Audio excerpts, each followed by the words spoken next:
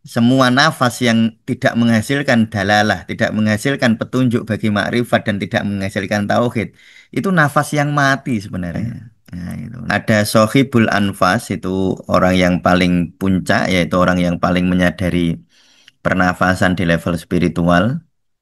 Lalu ada sohibul ahwal, yaitu pernafasan di level psikologis. Lalu sohibul wakti adalah pernafasan di level apa namanya, di level ruang dan waktu atau level biologis yang sangat substansif atau substansial di tasawuf Indonesia. Ya, karena kalau di tasawuf Indonesia perjalanan spiritual dikawal atau diwadahi oleh zikir, diwadahi oleh nafas ya. Jadi nafas adalah wadahnya zikir. Sehingga sebenarnya nanti di dalam konsep tasawuf, pernafasan itu sebenarnya bukan sekedar nafas biologis, bukan sekedar nafas psikologis, tapi pada puncaknya harus nafas tauhid.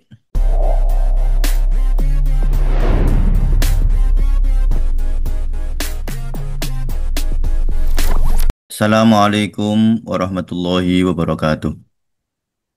Bismillahirrahmanirrahim. Alhamdulillahirabbil alamin. Allahumma shalli wa sallim wa barik ala sayyidina Muhammadin wa ala alihi wa ashabihi ajmain, amma ba'd. Baik, teman-teman sufi sekalian, alhamdulillah kita berjumpa lagi di Ngalah Ngaji Risalah Kusairiyah ya. Kita masih membahas tentang nafas. Ini pembahasan yang sangat substansif atau substansial di tasawuf Indonesia. Ya, karena kalau di tasawuf Indonesia perjalanan spiritual dikawal atau diwadahi oleh zikir, diwadahi oleh nafas ya. Jadi nafas adalah wadahnya zikir. Nah, sehingga mempersiapkan atau metode pernafasan menjadi sangat vital di dalam perjalanan apa batin kita ya. Kemarin sudah dijelaskan, saya akan mempersingkat ya. Memang barangkali penjelasan di sini agak agak rumit tentu saja ya. Karena kita masuk ke apa membahas tentang nafas ini di dalam beberapa level ya, sehingga kadangkala tanpa kita harus apa namanya mendengar atau membaca ya dengan penuh penghayatan dan kekhusyuan ya. Kemarin sudah dikatakan bahwa an-nafasu tarwihul qulubi, ini sudah jelas ya, bahwa nafas itu akan menenangkan kolbu kita. Nah, itulah mengapa saya menyebut bahwa nafas itu adalah wadahnya zikir, karena zikir memang ala bizikrillahi tatmainnul qulub. Jadi zikir itu menenangkan kolbu kita. Lalu kemarin sudah ada disampaikan 4 level ya. Ada sohibul anfas, itu orang yang paling puncak, yaitu orang yang paling menyadari pernafasan di level spiritual. Lalu ada sohibul ahwal, yaitu pernafasan di level psikologis. Lalu sohibul wakti adalah pernafasan di level apa namanya, di level ruang dan waktu atau level biologis. Lalu ada 3 lokus ya, lokus itu tempat. Kalau sohibul wakti, dia ada kalau apa di dalam jantung, jantung secara fisik ya. Jadi orang yang bernafas secara biologis saja, dia berarti dia hanya bernafas di level jantung. Lalu ada level arwah. Nah, ya, arwah itu energi. Kalau kemarin saya sebut arwah itu kalau dalam bahasa Indonesia nyawa. Kalau dalam bahasa India prana, kalau dalam bahasa Jepang ki, kalau dalam bahasa Cina ji, kalau dalam bahasa Ibrani ruah, ya, ruah al-arwah itu. Lalu ada nafas yang letaknya adalah saroir, yaitu kolbu terdalam dari level kolbu ya. Jadi teman-teman kalau ingin memahami level-level kolbu bisa melihat di podcast kami ya tentang wukuf ya waktu kuliah tasawuf di hari Senin.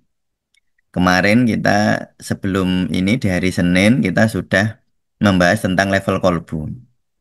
Jadi kalau teman-teman ingin memahami secara lebih detail silahkan dan itu akan jauh lebih baik ya. Jika teman-teman memahami itu dulu sehingga ketika nanti teman-teman mendengarkan apa pelajaran yang ini, materi yang ini, teman-teman tidak kebingungan lagi. Karena seperti saya sampaikan bahwa memahami ilmu tasawuf itu ada terminologi-terminologi dasar yang harus kita pahami dulu. Sehingga seringkali tanpa pemahaman dasar itu, nanti teman-teman akan kesulitan atau bahkan kesulitan untuk memahami terminologi-terminologi yang lebih rumit, terutama tentang an-nafasu atau nafas ini. Lalu di waktu lalu juga sudah saya sampaikan perkataan para ulama sufiyah, afdholul ibadati adul anfas ma'allah. Jadi ibadah paling afdol adalah adul anfas, yaitu menghitung adul itu ya. Kalau dimaknani ya, menyadari nafas.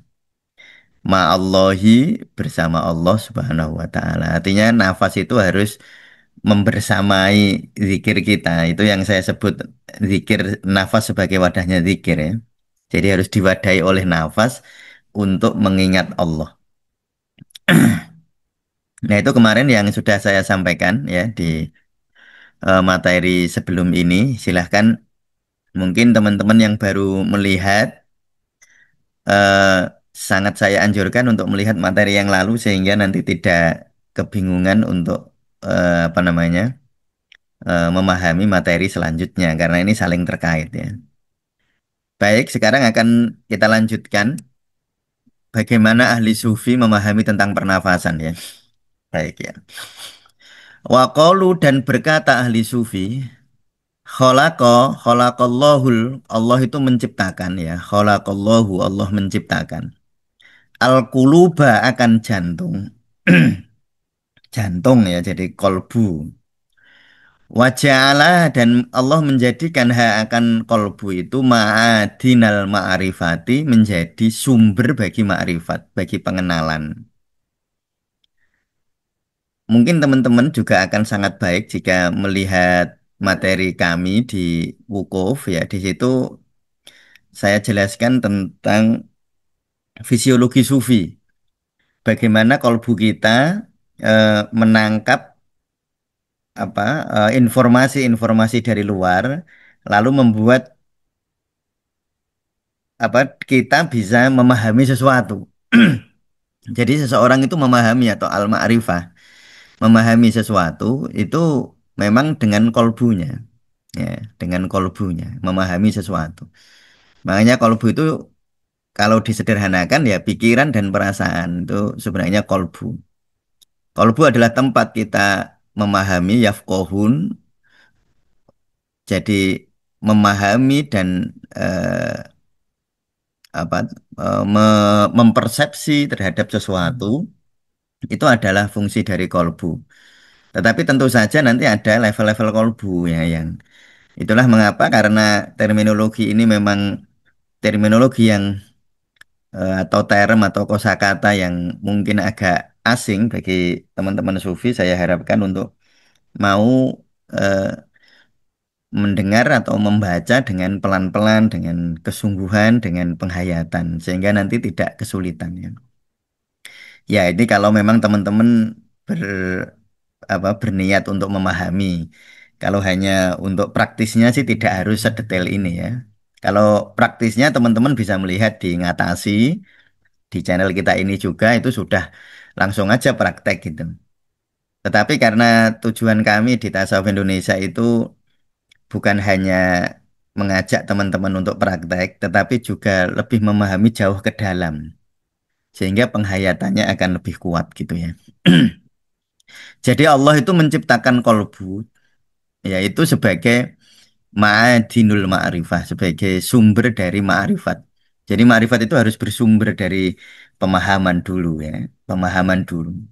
Walaupun nanti pada akhirnya teman-teman harus meletakkan pemahaman itu di belakang. Tidak boleh meletakkan pemahaman di depan ketika berhadapan dengan kemutlakan Allah Subhanahu wa taala.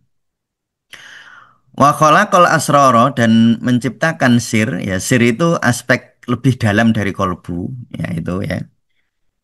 Jadi sir itu aspek lebih dalam dari kolbu. Jadi kolbu itu ada 4 level, satu soder, dua kolbu, tiga fuad, yang keempat sir atau lub. Nah itu yang maksud saya teman-teman sebaiknya melihat podcast atau melihat kuliah di Wukuf itu yang materi yang lalu itu sebab itu ya. Jadi biar teman-teman tidak bingung.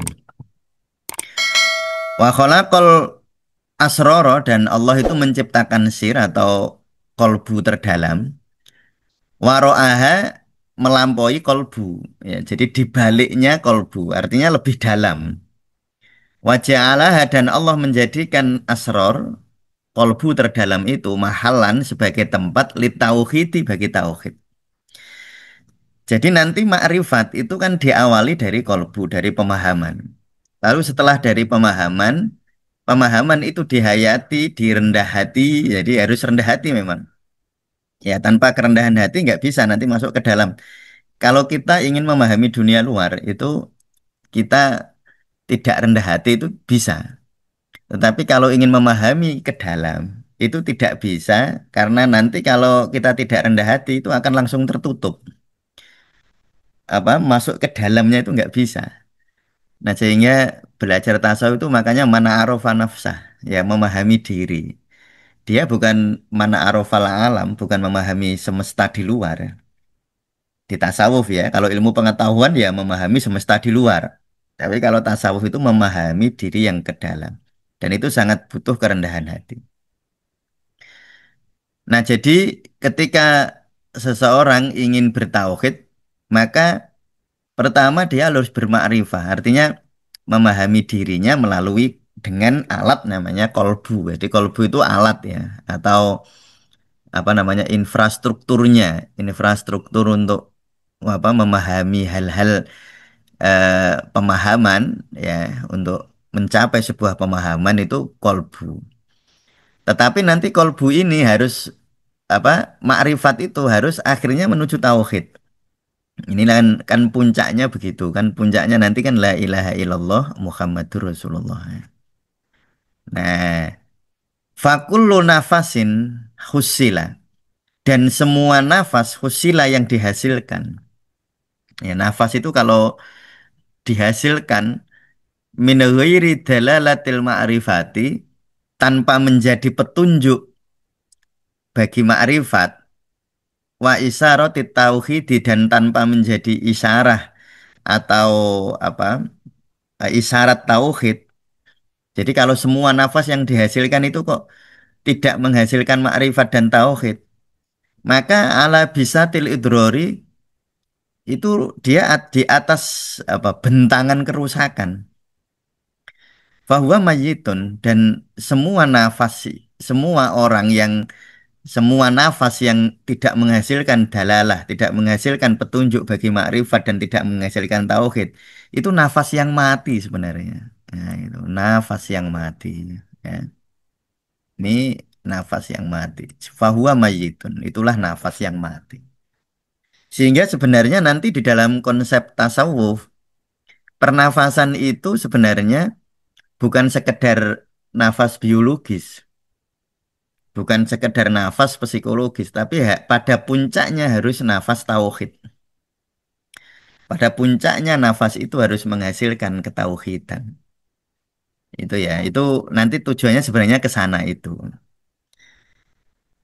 Wasohibuhu dan mereka yang memiliki nafas yang mati itu, mas'ulun, itu akan ditanya anhu tentang itu.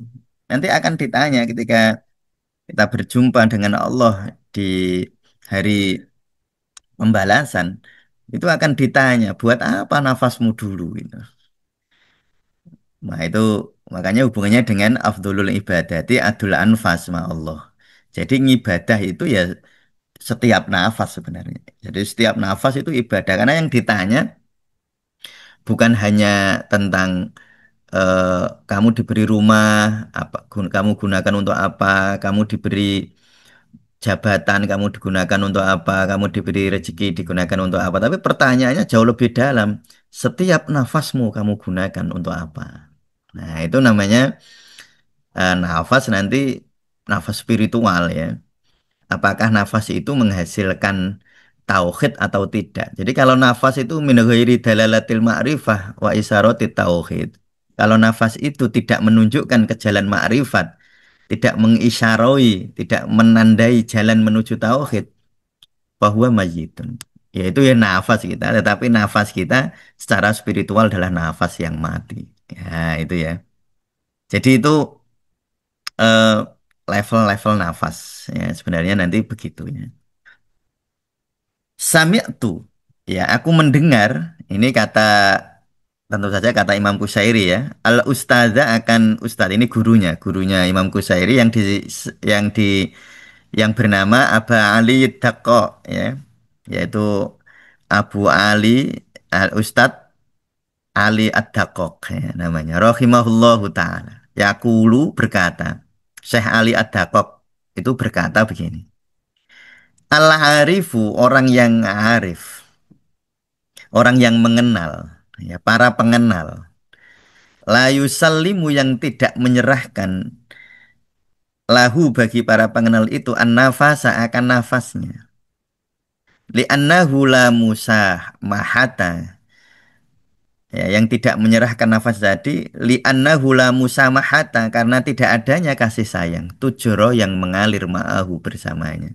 Jadi para orang orang yang mengaku mengenal tetapi tidak menyerahkan nafasnya, berarti dia tidak punya kasih sayang yang mengalir di dalamnya, tidak punya musamahah ya. Jadi artinya begini, kalau kita ingin mengenal jauh lebih dalam, kita bukan hanya menyerahkan misalnya kalau orang sedekah ya, menyerahkan hartanya, menyerahkan tenaganya ya, menyerahkan. Tetapi seorang pengenal yang dia mengaku mengenal gitu, mengaku makrifat tetapi tidak mau menyerahkan nafasnya, berarti dia sebenarnya tidak mengalir kasih sayang. Jadi ya kalau kita apa mengaku mengenal tetapi kita tidak mau menyerahkan apa nafas kita, ya, ini berarti dia hanya pengenalan secara biologis, bukan pengenalan secara spiritual. Wal muhibbu dan para pecinta la buddha itu pasti lahu baginya min nafasin mengalirkan nafasnya. Jadi intinya sebenarnya begini, ngendikan atau makalah atau apa yang disampaikan oleh Syekh Ali Ad-Daqqaq, bukti cinta itu sebenarnya setiap nafasmu itu menunjukkan kemakrifatan dan tauhid atau tidak. Sebenarnya ya begitu ya intinya itu. Jadi kalau orang hanya mengenal, para pengenal yang tidak menyerahkan nafasnya, ya mereka mengenal tapi nggak mau menyerahkan nafasnya. Itu kenapa? Karena nggak ada kasih sayang. Jadi tidak ada cinta gitu. Ya kan mengenal lalu mencintai. Nah mencintai ini kan tauhid itu sebenarnya ya. Jadi ketauhidan tertinggi itu sebenarnya al-muhibbu para pecinta. Kalau al-arif itu tadi, kalau ini ya di depan tadi disampaikan. Kolbu itu tempatnya mengenal. Tapi harus masuk ke tauhid ya. Jadi kolbu harus masuk ke lebih dalam namanya sir. Di dalam sir itu baru baru tauhid bisa tumbuh ya tauhid puncak tertingginya. Nah sehingga al-arif orang yang mengenal tapi nggak mau masuk itu dia nggak bisa mencapai derajat al-muhibbu, tidak bisa mencapai derajat pecinta. Lalu dengan apa mengalirkan itu ya dialirkan dengan nafasnya, yaitu mengalirkan pemahaman bersama nafasnya untuk masuk ke dalam kolbu lebih dalam yang disebut saroir, yang disebut sir, disebut ruang terdalam atau ruang rahasia di dalam kolbu kita. Itulah nanti disebut al-muhibbu yang disitulah tauhid puncak tertinggi. Jadi puncak tertinggi bukan pemahaman, tetapi cinta.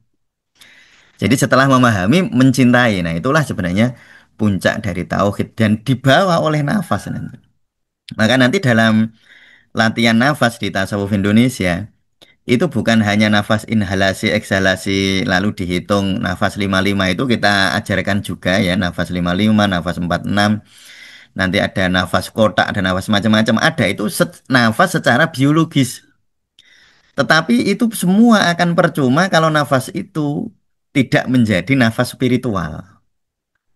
Jika nafas itu tidak mengalir, membawa pemahaman, membawa ma'rifat, tidak mengalir menuju ke sir. Ya, makrifat kan tempatnya di kolbu. Sir itu lebih dalam. Jadi masuk menukik jauh lebih dalam ke dalam sirnya dan itu dibawa oleh nafasnya.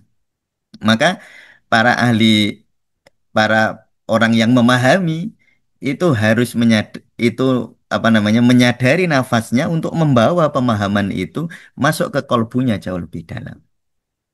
Nah, itu apa namanya nafas tauhid. Nafas dari ma'rifat membawa ma'rifat menuju tauhid. Nah, tauhid itu cinta. Ya, al-ma'rifat itu memahami. Ya. Jadi nafas sekali lagi harus membawa kita pada puncaknya. Ya, puncaknya apa tujuan hidup kita yaitu bertauhid. Dan bertauhid itu secara praktis itu yang terasa secara apa namanya? Secara rasa adalah mencintai. Bukan sekedar memahami, tetapi mencintai juga. Nah, itu ya.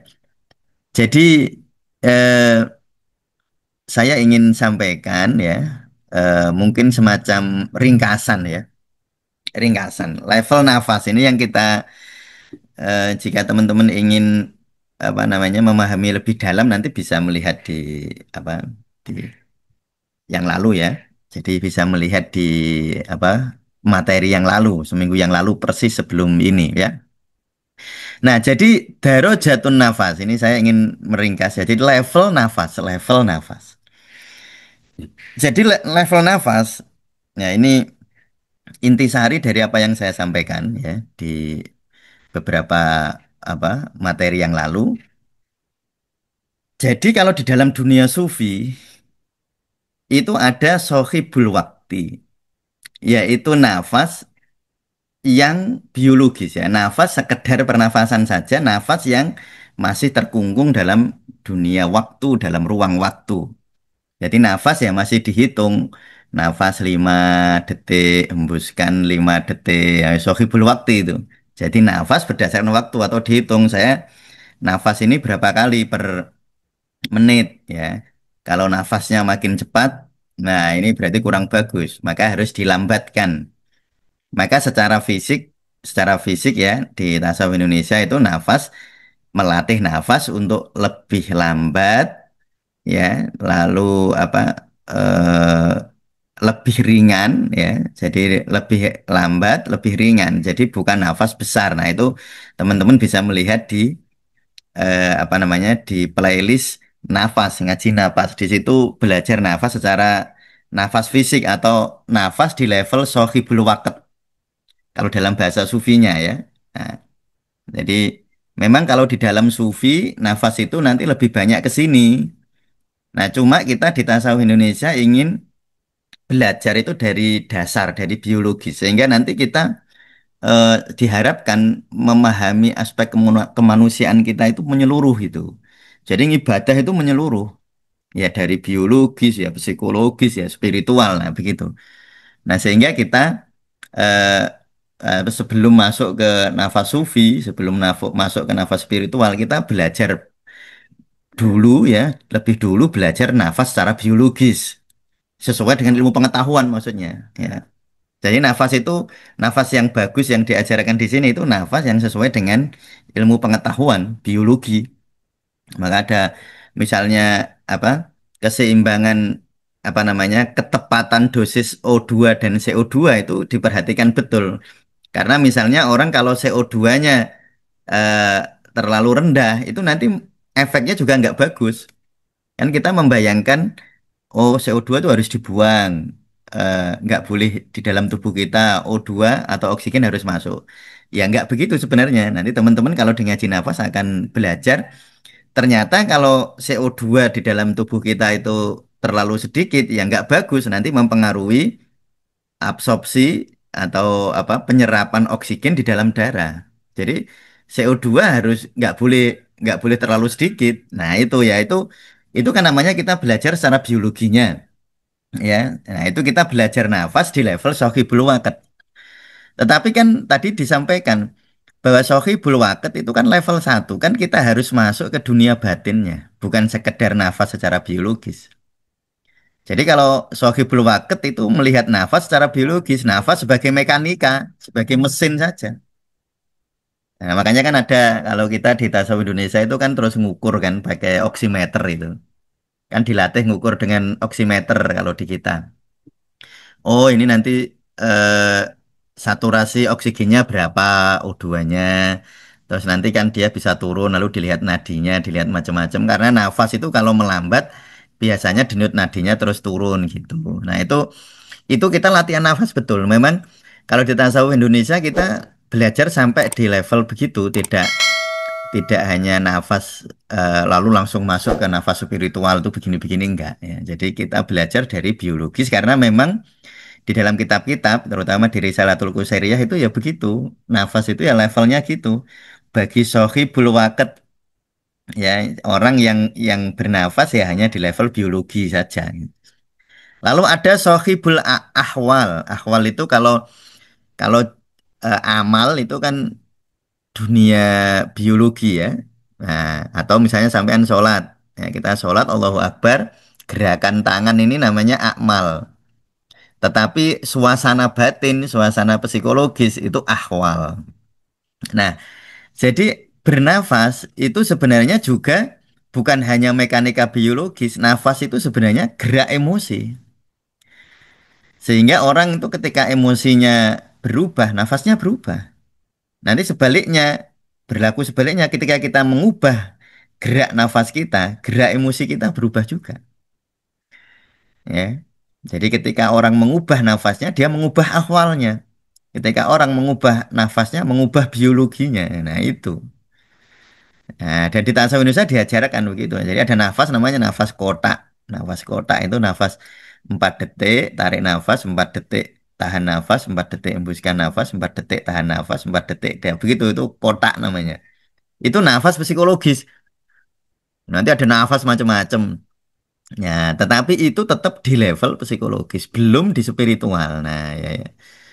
Dan tapi di tasawuf Indonesia diajari apa belajar bareng semuanya. Jadi semuanya diajarkan, bukan hanya nafas spiritualnya saja, tetapi juga nafas psikologisnya, juga nafas biologisnya. Tapi memang biasanya akan sangat sulit seseorang diajak untuk apa diajarkan untuk masuk ke nafas spiritual sebelum nafas biologinya dan nafas psikologisnya benar. Jadi sebelum nafas biologisnya dia bagus, sebelum nafas psikologisnya dia bagus, dia akan kesulitan untuk masuk ke dalam nafas spiritual. Ya, sehingga memang belajarnya harus pelan-pelan ya. Eh, tentu memang eh, perjalanan semacam ini ya, perjalanan spiritual itu pada akhirnya memang ya kita tentu memahami pada akhirnya itu hadiah dari Allah. Tetapi inilah ikhtiarnya. Jadi wadahi dulu, siapkan wadahnya berupa nafas, yaitu nafas biologis dan nafas psikologis ya, itu disiapkan wadahnya. Lalu nanti kita berharap setelah kita nyadong, nyadong itu ya apa membuka tangan untuk menerima anugerah dari Allah sehingga nanti Allah menghadiahi kita nafas spiritual itu. Nah ini level nafas. Jadi nafas itu ada 3 level. Satu nafas biologis, 2 nafas psikologis, 3 nafas spiritual. Kalau dalam bahasa kitab Risalatul Qasariyah ada sohibul waqt, ada sohibul ahwal, ada sohibul anfas. Itu kalau di bahasa apa namanya di bahasa Risalatul Qasariyah ya. Tapi agar lebih mudah nih saya intisarikan saya ambil intisarinya. Jadi kalau sohibul waqt itu orang bernafas hanya sebagai mekanika biologis, hanya pertukaran oksigen dan karbon dioksida, hanya geraknya rongga paru, apa rongga dada, hanya geraknya gerak nafas saja. Itu namanya nafas secara biologis. Tetapi Kita harus menyadari nafas itu ternyata bukan hanya biologis tapi juga psikologis, mempengaruhi pikiran dan perasaan. Maka ada nafas untuk mengatur rasa, ada nafas untuk apa menjernihkan pikiran ya. Mungkin teman-teman pernah tanpa tanpa disadari pernah melakukannya ya. Maksudnya pada saat mungkin sedang tegang lalu teman-teman sufi lalu menyadari nafasnya mungkin sudah berkali-kali melakukan lalu pikiran jadi tenang ya perasaan jadi lebih positif itu namanya nafas secara psikologis ya nafas di dimensi psikologis jadi ada dimensi biologis nafas di dalam dimensi biologis ada nafas pada dimensi psikologis ada nafas di dimensi spiritual. Nah, harapannya kita ini ya bernafas di semua level ini. Memang puncaknya nanti yang paling penting sebenarnya di sini. Jadi yang paling penting sebenarnya kita menjadi sohibul anfas ini, yaitu orang yang benar-benar bernafas secara spiritual. Nah, tetapi sekali lagi sebagai ikhtiar taklim, ikhtiar pembelajaran, kita berlatihnya dari hal yang paling dasar dulu, yang paling mudah lah, paling mudah, yaitu nafas biologis, nafas psikologis. Nanti harusnya nafas biologis dan nafas psikologis ya, yang disebut di sini nafas di dalam kolbu, di dalam jantung, harus mengalir nafas itu ke saroir, ke aspek terdalam dari kolbu kita yang disebut sir. Ya, nafas itu harus mengalir ke sana sehingga makrifat pemahaman kita terhadap sesuatu bukan berhenti sebagai sebuah pemahaman tetapi memuncak menjadi cinta. Dan yang membawa pemahaman menuju cinta itu nafas. Nah, ya. Jadi makanya wal muhibbu labudda lahu min nafasin ini ya. Wal muhibbu dan para pecinta labudda lahu min nafasin tidak bisa tidak tanpa nafas itu. Nah, ya, ya maksudnya begitu. Jadi maksudnya kita membawa apa masuk ke dunia batin kita. Jika ingin masuk ke dunia batin lebih dalam, ingin masuk ke dunia batin lebih dalam lagi. Nah, bersama nafas, yaitu dengan nafas ini. Jadi nafas nanti membawa kesadaran dari kesadaran superficial menjadi kesadaran yang jauh lebih dalam. Nah, itu nafas ya. Ya ini lalu saya buat mind map semacam ini eh, biar teman-teman lebih mudah memahaminya ya. Ini saya kira ya untuk nafas ya derajat nafas atau level nafas yang kita intisarikan dari kitab Risalatul Qusairiyah. Ya insya Allah minggu depan kita masih akan belajar hakikatun nafas untuk untuk merangkai seluruh pemahaman dari materi yang pertama sampai materi nafas dulu yang pertama sampai yang hari ini kita akan rangkai, kita akan pahami di minggu depan ya. Saya kira demikian ya. Semoga ada manfaatnya. Tapi sebelum kita akhiri, mari kita membaca Fatihah untuk Rasulullah, untuk sahabatnya, untuk para pengikutnya dan khususnya untuk penulis kitab Risalatul Qusairiyah yaitu Imam Qushairi. Al-Fatihah. Bismillahirrahmanirrahim. Alhamdulillahirabbil alamin. Ar-Rahmanir-Rahim Maliki yaumiddin Iyyaka na'budu wa iyyaka nasta'in Ihdinas siratal mustaqim Siratal ladzina an'amta 'alaihim ghairil maghdubi 'alaihim waladdallin amin. Ya cukup sekian. Assalamualaikum warahmatullahi wabarakatuh.